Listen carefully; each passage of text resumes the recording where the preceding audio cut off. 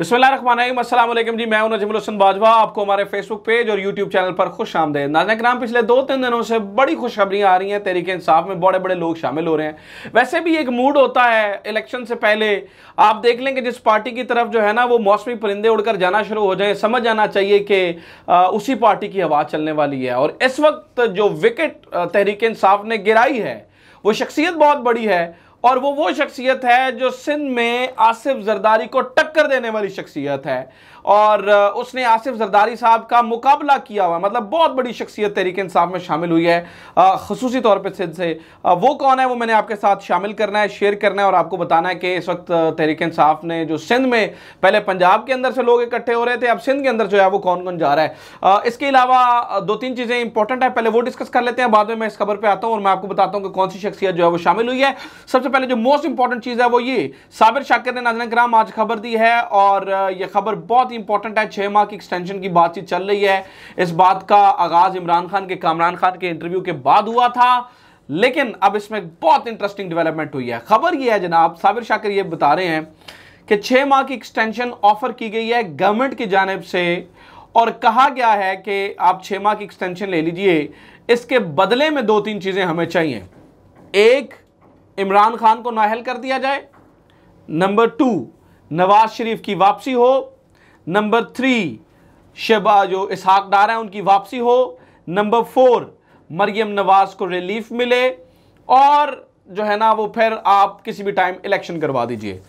जो इतलात मेरे पास हैं, ये खबर साबिर शाकिर ने दी है, जो इतलात मेरे पास हैं वो ये है कि जिनको इन्होंने ये ऑफर दी 6 माह की और बदले में ये चीजें मांगी हैं, उन्होंने इनको कोई पॉजिटिव जवाब नहीं दिया है, और वो बिल्कुल इस मूड में नहीं है कि कोई इस किस्म का कोई एडवेंचर हो।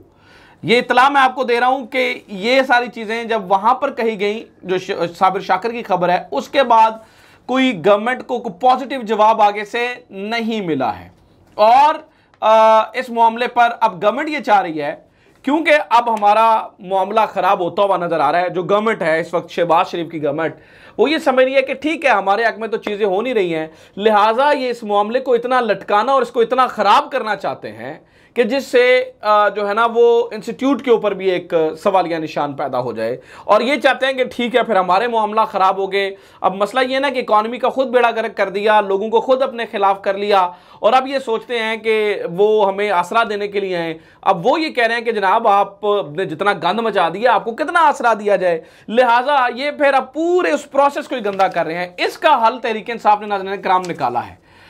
अब आज की खबर है कि नए आर्मी चीफ का तकर्रर वज़ीर-ए-आज़म शहबाज शरीफ के हाथों से रोकने के लिए पाकिस्तान तहरीक इंसाफ ने कानूनी ऑप्शंस बशमूल सुप्रीम कोर्ट से रुजू करने पर गौर करना शुरू कर दिया है। खबर यह है कि आर्मी चीफ के तकर्रुर के लिए वो ये चाहते हैं, तहरीक इंसाफ जो कि ये चाहती है कि शहबाज शरीफ साहब के पास ये कोई इख्तियार नहीं है, ठीक है। और एक सीनियर तरीन रहनुमा ने ये बात जो है वो डिस्क्लोज की है, और फवाद चौधरी साहब ने जो है ना वो बहरहाल इसकी तरदीद की, और उन्होंने कहा कि इसका इल्म नहीं है उन्हें। और द न्यूज़ ने इस खबर को छापा, और द न्यूज़ वाले ये कह रहे हैं कि नहीं जनाबे वाला, हमारे तक ये बात पहुंची है कि पाकिस्तान तहरीक इंसाफ जो है वो इस बारे में गौर कर रही है, और वो ये चाह रहे हैं कि ठीक है इस आर्मी चीफ वाले मामले को अगर ये लटकाना चाह रहे हैं, उसको मतलब इस पूरे मामले को, इस पूरे प्रोसेस को ही गंदा करना चाह रहे हैं, तो हम कानूनी तौर पर चले जाते हैं। अब देखिए नाज़रीन किराम, ये सारे ऑप्शंस अपने लिए खराब कर रहे हैं, ठीक है, ये हर चीज अपने लिए खराब कर रहे हैं। अब मिसाल लीजिए, अब ये खबर, अब देखिए ना, ये कल को ये कहेंगे कि जनाब हमें ब्लैकमेल किया गया है। हालांकि ये खबर देखिए, मुत्तहिदा कौमी मूवमेंट पाकिस्तान के सीनियर रहनुमा अमीनुल हक कह रहे हैं जी वो हमारे पास जो गवर्नर है वो आ जाएगा। अब जनाबे वाला, इन्होंने पाकिस्तान पीपल्स पार्टी ने MQM के साथ ये वादा किया था कि आपका गवर्नर हम लगाएंगे, और इसके ऊपर तकरीबन उनकी सारी बातें तय हो गई थी। लेकिन इस मामले को ये नसरीन जलील का नाम दिया था, वो बड़ा कंट्रोवर्शियल नाम था, ये भी वही नसरीन जलील है। MQM ने भी कोई बड़ा नेक काम नहीं किया हुआ इमरान खान का साथ छोड़कर, नसरीन जलील का नाम दिया था, और ये वही नसरीन जलील है जिन्होंने खत लिखा था एक जमाने में, जो है ना वो भारत से मदद मांगी थी कि यहाँ पर देखें हमारे साथ क्या हो रहा है। तो वो ये समझते हैं कि हम यहाँ पर कमजोर हो जाएंगे, लिहाजा इनकी यहाँ पर जो मामला है वो पूरे का पूरा नाज़रीन किराम गड़बड़ चल रहा है, और इनके लिए चीजें जो है वो अच्छी नहीं चल रही हैं। तो ये जो वफाकी गवर्नमेंट है वो हर तरफ से फंसती चली जा रही है। इस पूरे मसले के अंदर जो तहरीक इंसाफ है उसकी चांदी हुई है और लोग उस तरफ जो है ना वो उड़ के जा रहे हैं। अब मैंने आपके सामने जो खबर रखी थी वो जरा सुन ले। मैंने आपको जो वीडियो के शुरू में कहा था, मैंने आपको कहा था मैं जरा वीडियो के दरमियान में आपको ये खबर दे दूंगा। वो खबर ये है नवाब शाह से, ये मैं आपके सामने स्क्रीनशॉट भी दिखा रहा हूं। Breaking news from Nawab Shah, सरदार शेर मोहम्मद रिंद, ये NA 213 में जरदारी के खिलाफ, देखें शख्सियत कितनी बड़ी है, जरदारी के खिलाफ लड़ने वाली शख्सियत नवाब शाह में NA 213 से जिन्होंने 54,000 से ज्यादा वोट लिए, उन्होंने आज नाज़रीन इकराम इमरान खान से मिलकर पाकिस्तान तहरीक इंसाफ के अंदर शमूलियत इख्तियार कर ली है। और सिंध से भी जो है वो ये लोग जो है ना वो मौसमी परिंदे इन्हें कह लें या इन्हें इलेक्टेबल्स कह लें या जो भी है कह लें, ये उड़ उड़ के जनाब अब तहरीक इंसाफ के अंदर जो है वो शामिल हो रहे हैं। आप समझिए कि जरदारी साहब के मुकाबले में 54,000 वोट लेना किसी बहुत ही छोटी सी जमात के रिप्रेजेंटेटिव की हैसियत से ये बहुत बड़ी बात होती है।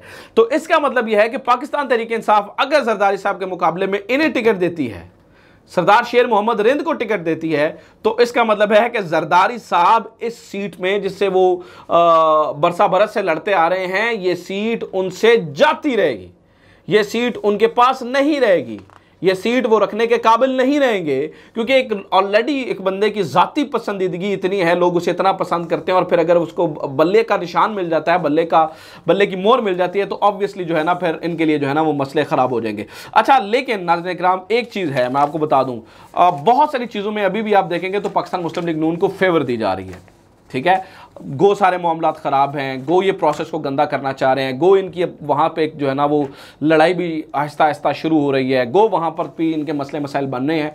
लेकिन एक चीज़ आप फिर भी देखिए कि इन्हें आज बेशक इसहाक डार की वापसी के हवाले से बात हो, इसका मतलब ये हुआ कि पाकिस्तान मुस्लिम लीग नून को रिलीफ मिल रहा है। और दूसरा ये देखें, मुस्लिम लीग नून के कायद और साबिक वज़ीर-ए-आज़म नवाज शरीफ भी नैब एक्ट में तरामीम के बाद मुकदमे के सिलसिले में रिलीफ लेने वालों की फहरिस्त में शामिल हो गए हैं। और इन्होंने इनके ऊपर जो है ना वो 13 करोड़ रुपए की करप्शन का इल्ज़ाम था प्लॉट अलॉटमेंट वाले केस के अंदर, और इन्होंने ये प्ली ली है कि जनाब 50 करोड़ से कम मालियत के केस में चूँकि अब नैब का इख्तियार ही नहीं है, लिहाजा मुझे जो है ना वो यहाँ से रिलीफ दिया जाए और मैं यहाँ से जो है ना वो मुझे आप फारिग करें। इसका मतलब ये हुआ कि नवाज शरीफ साहब भी उस फहरिस्त के अंदर शामिल हो गए हैं, उस लिस्ट के अंदर शामिल हो गए हैं, जो कि यानी कि आज के दिन देखें ना ये 2 रिलीफ इनको मिल रहे हैं, ठीक है। एक इनका जो है ना वो इसहाक डार वाला रिलीफ और दूसरा ये वाला रिलीफ भी इनको जो है ना वो मिल रहा है, और ये यहाँ से भी जो है ना वो अच्छा खासा जो है ना वो रिलीफ लेने की कोशिश कर रहे हैं। फिर मैं नाज़रीन इकराम आपको बता दूं कि साथ ही साथ ये भी कर रहे हैं और साथ ही साथ जो ना आर्म ट्विस्टिंग करने की भी कोशिश कर रहे हैं। आज वफाकी वज़ीर कानून आज़म नज़ीर तारड़ साहब ने धमकी दी है कि जनाब हम जो है ना जिन हुकूमतों ने 2014 में साथ दिया था, धरने को फैसिलिटेट किया था KPK ने, अगर इसी तरह धरने को फैसिलिटेट किया पंजाब ने या इसी तरह से धरने को फैसिलिटेट किया KPK ने, तो हम क्या करेंगे, हम गवर्नर राज का एक ऑप्शन हमारे पास मौजूद है, वो ये कह रहे हैं जी हम गवर्नर राज लगा देंगे। अच्छा, मैं यहाँ पर आपको ये एक और चीज़ बता दूँ नाज़रीन इकराम, इन्होंने पंजाब और KP से पुलिस भी मांगी है, ठीक है, और इन्होंने ये भी कहा है कि जो सूबे यानी कि तहरीक इंसाफ को रोकने के लिए तहरीक इंसाफ की गवर्नमेंट के सूबों से ये पुलिस मांग रहे हैं और कह रहे हैं जी हमें पुलिस दें, हमने जो है ना वो रोकना है तहरीक इंसाफ के जो है ना वो लॉन्ग मार्च को। तो ये तहरीक इंसाफ को रोकने के लिए ये पूरी तैयारी करके बैठे हैं और इन्होंने पुलिस भी मांगी और कह रहे हैं कि अगर नहीं करेंगे तो हम सूबों के खिलाफ एक्शन लेंगे। लिहाजा ये दाम धड़ भेद हर चीज़ जो है ना वो कोशिश कर रहे हैं कि इनको जो है ना वो रोका जा सके, लेकिन इनसे होना कुछ भी नहीं है, क्योंकि अब पुलों के नीचे से बहुत सा पानी गुजर चुका है। लिहाजा ये आपके आखिरी हरबे हैं, इस्तेमाल कर लीजिएगा, होगा कुछ भी नहीं। अपना ख्याल रखें, खुदा हाफिज़, पाकिस्तान जिंदाबाद।